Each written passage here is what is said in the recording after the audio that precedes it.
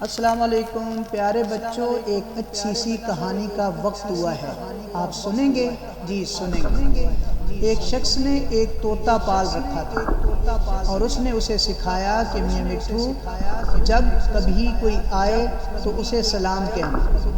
میاں مٹھو جب کبھی دروازہ آپ کو پنجرے کا کھلا ملے تو باہر نہیں نکلنا۔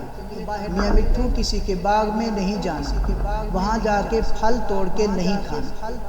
اب اتفاق سے میاں مٹھو کو ایک دن اپنے پنجرے کا دروازہ کھلا ملا۔ میاں مٹھو وہاں سے نکلے، اڑے اور ساتھ یہ بھی کہتے جا رہے ہیں میاں مٹھو باہر نہیں نکلنا۔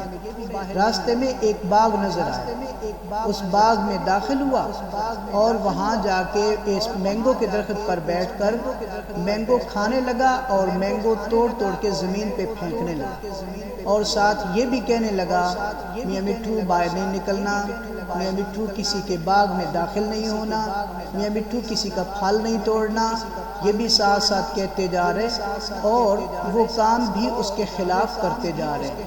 تو بچوں ہمیں اس سٹوری سے کیا سبق ملتا ہے؟